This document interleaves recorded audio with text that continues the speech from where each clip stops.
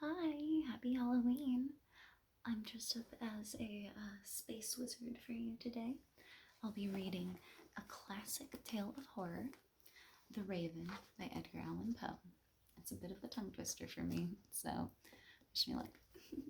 Oh, and before we begin, if you guys could please subscribe, and if you like this video, go ahead and like and comment on it, please, to encourage me to make more for you. And if you could please follow me on Twitch and Twitter and Instagram. My username is pixiebratx. Alright, now we got that out of the way. Let's begin. Try not to get too scared. Once upon a midnight dreary, while I pondered, weak and weary, over many a quaint and curious volume of forgotten lore. While I nodded, nearly napping, suddenly there came a tapping, as of some one gently rapping at my chamber door. "'Tis some visitor," I muttered, "tapping at my chamber door. Only this, and nothing more." Ah, distinctly I remember, it was in the bleak December, and each separate dying ember wrought its ghost upon the floor.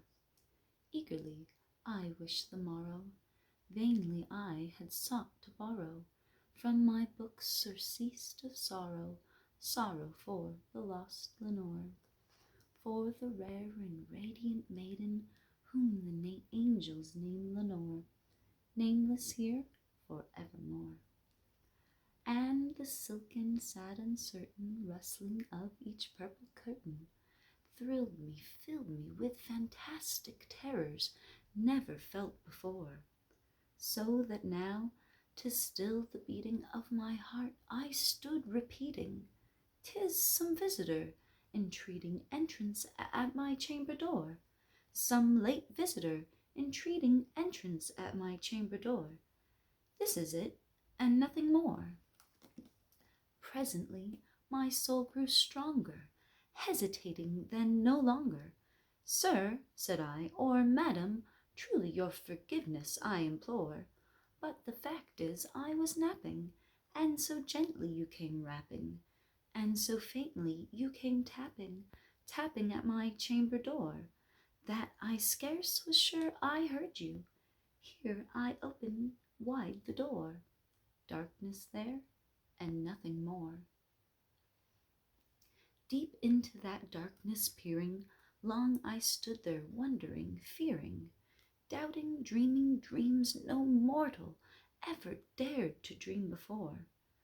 But the silence was unbroken, and the darkness gave no token, and the only word there spoken was the whispered word, "Lenore." This I whispered, and an echo murmured back the word, "Lenore." Merely this, and nothing more.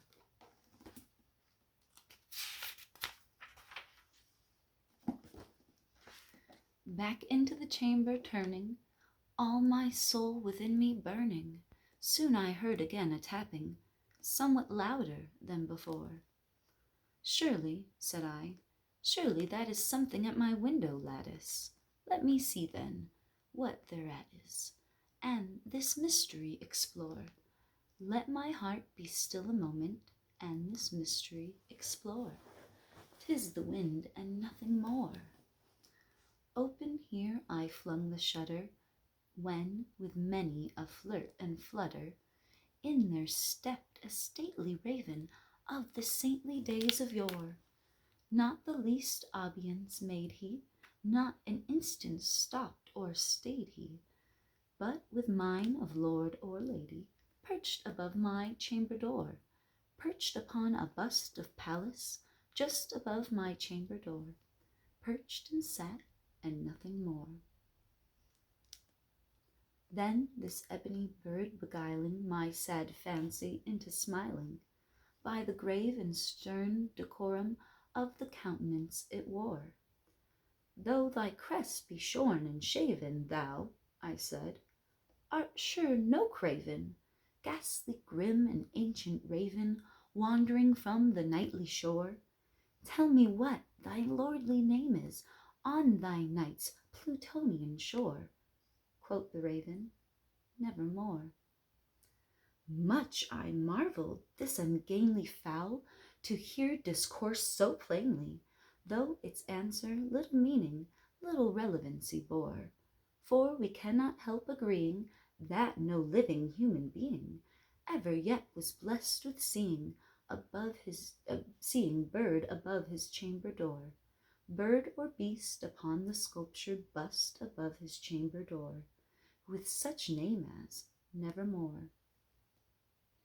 But the raven, sitting lonely on the placid bust, spoke only that one word, as if his soul in that one word he did outpour. Nothing farther than he uttered, not a feather, then he fluttered, till I scarcely more than muttered, other friends have flown before. On the morrow he will leave me, as my hopes have flown before. Then the bird said, nevermore.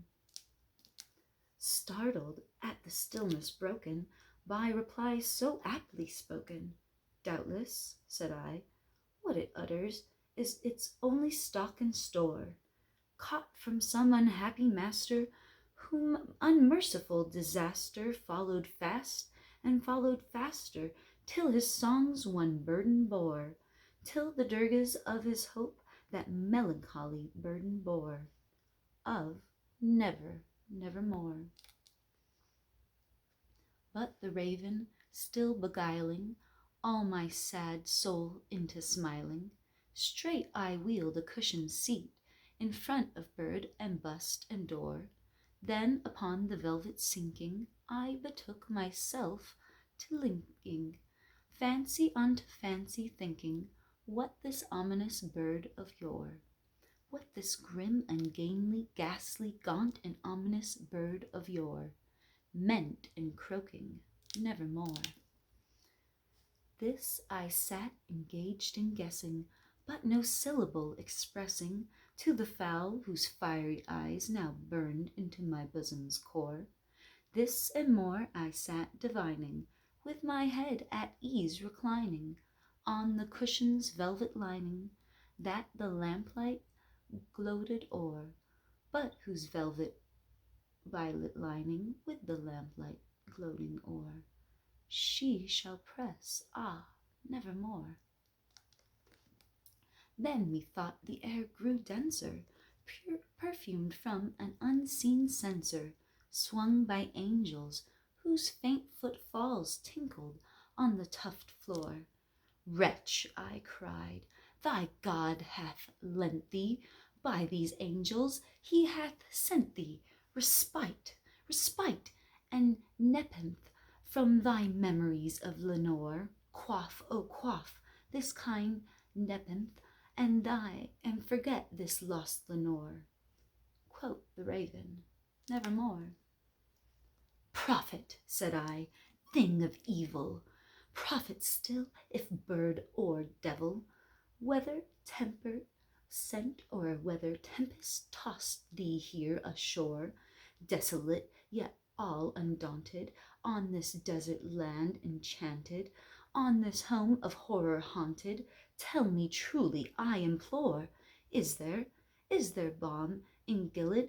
Tell me, I implore. Quoth the raven, nevermore. Prophet, said I, thing of evil, prophet still, if bird or devil, by that heaven that bends above us, by that God we both adore, tell this soul with sorrow laden within the distant Aidenn, it shall clasp a sainted maiden whom the angels name Lenore, clasp a rare and radiant maiden whom the angels name Lenore. Quoth the raven, nevermore. Be that word our sign of parting, bird or fiend, I shrieked, upstarting. Get thee back into the tempest and the night's Plutonian shore. Leave no black plume as a token of that lie thy soul hath spoken. Leave my loneliness unbroken. Quit the bust above my door.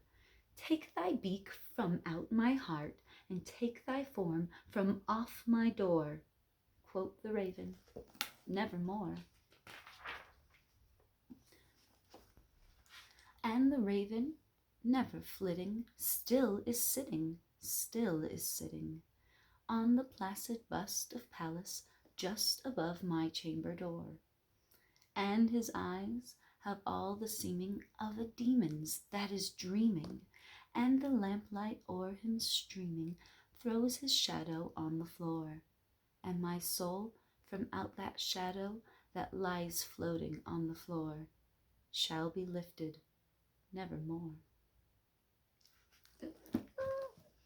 I hope you enjoyed it, and if you do, please like and comment below.